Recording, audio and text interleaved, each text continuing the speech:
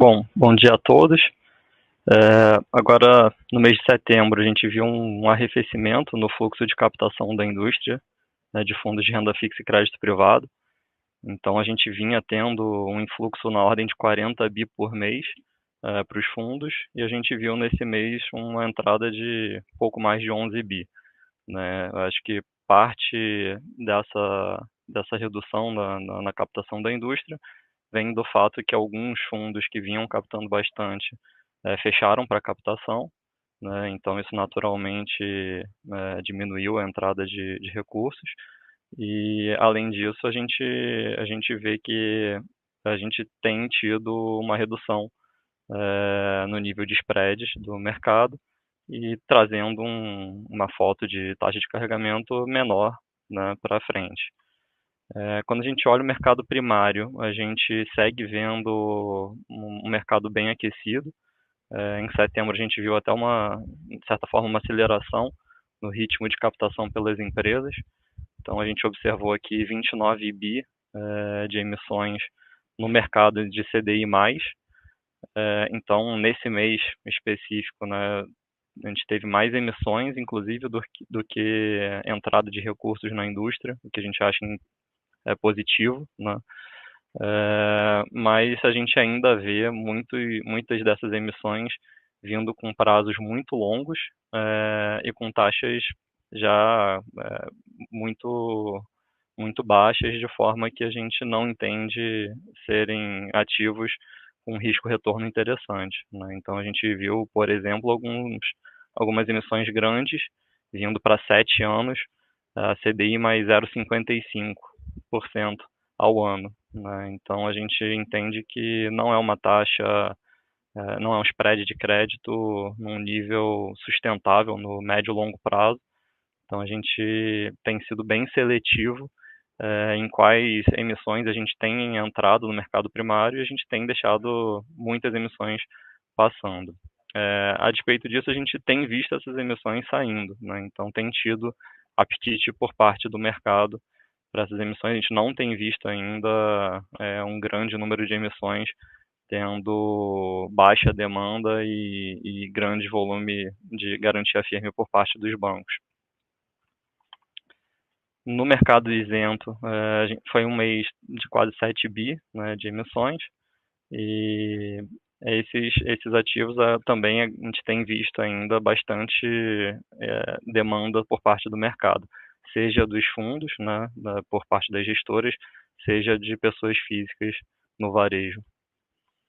Quando a gente olha a evolução do spread de crédito, né, medido pelos índices de mercado, né, a gente observa que o IDA-DI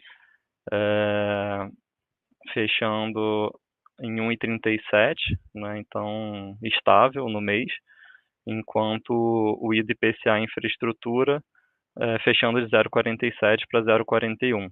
Né, então a gente observa mais um fechamento aqui nos spreads do mercado de isentas, e a gente segue vendo na margem um movimento de continuidade nesse fechamento dos spreads.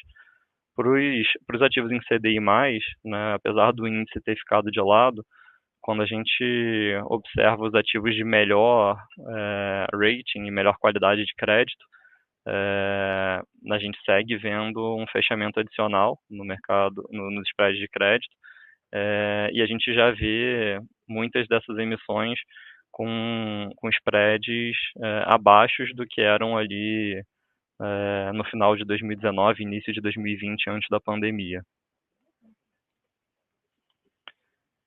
A gente viu aqui, né, as NTNBs tendo uma abertura no mês, né, então dependendo do vértice, teve uma abertura entre 15 e 27 bips, então foi um mês ruim para risco de mercado no geral. A despeito disso, quando a gente olha para a performance dos nossos fundos, os fundos que não têm risco de mercado, né, então os fundos CDI, a gente teve uma performance interessante, né, para toda a nossa grade, e para os fundos que têm risco de mercado, naturalmente teve um impacto dessa abertura das NTNBs, mas ainda assim, quando a gente pega o XP debêntures incentivadas, ele teve ainda um retorno positivo de 0,24% no mês, isento, né? Então, dado esse cenário de abertura das BEIs, é um retorno interessante. É, o IDPCA infraestrutura, por exemplo, teve uma queda de 0,11% no mês. Quando a gente traz aqui alguns fundos em CDI+, por exemplo, a gente tem alguns destaques aqui. Então, XP referenciado, XP Bancos entregando 0,87% no mês, o XP Corporate Light 0,91% no mês, o Corporate Top 1,04% e o XP Corporate Plus 1,05%. E o XP debêntures incentivadas CDI trazendo uma performance bem interessante de 1,32% no mês, já isento de imposto de renda para pessoa física. Então, aqui a gente traz, né, um pouco dos retornos em percentual do CDI também, e de janelas de 3, 6 e 12 meses. Então, mais uma vez, trazendo retornos bem interessantes para os nossos cotistas. Sendo, mais uma vez, trazendo aqui em destaque o XP Corporate Top, entregando no mês 124% do CDI, o XP Corporate Plus 126% do CDI, e o XP debêntures incentivadas 159% do CDI no mês e 155% do CDI no ano, né? Já um retorno isento para a pessoa física. Então, mais uma vez, né, mostrando a atratividade desse produto para os investidores. E por fim, eu trago aqui um pouco da foto, né, da carteira dos fundos.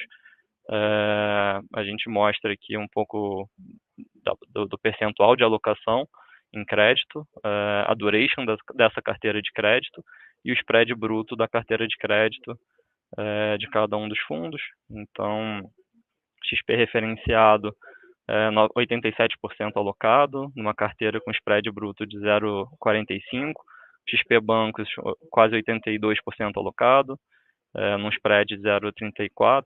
Então, ambos, né, os fundos de liquidez aqui com uma duration de 1 ano, né, então com durations mais curtas. E os fundos de crédito, né, o XP Corporate Light, 83% alocado, uma duration de 1,8 anos, um spread médio de CDI mais 0,78. O Corporate Top, 81% alocado, 2,4 anos de duration, num spread médio de CDI mais 1,76. E o Corporate Plus, 87% alocado, 2,4 anos de duration, um spread médio CDI mais 2,53. Dos XPs debêntures incentivadas, né, a gente traz aqui também os XP debêntures incentivadas com quase 99% alocado, uma duration média de 5 anos e um spread acima da NTNB de 0,83%. O XP debêntures incentivadas em uma B5, que foi o fundo mais recente que a gente lançou, que ainda está em grace period, uma carteira de 95% de alocação, 3,4 anos de duration, um spread de 1,38%, e o XP debêntures incentivadas CDI, com 88,5% de alocação, 4,6 anos de duration, e um spread de CDI mais 0,52%.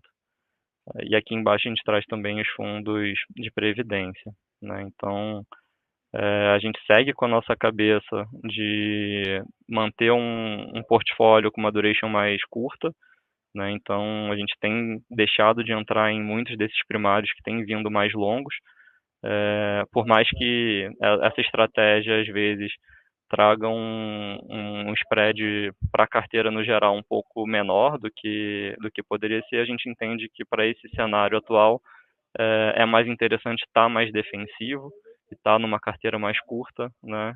Porque quando a gente viu lá em 2019, em algum momento a gente acha que esse spread pode ter alguma normalização, então a gente estando com uma carteira mais defendida, mais curta, a gente vai estar protegendo nossos cotistas.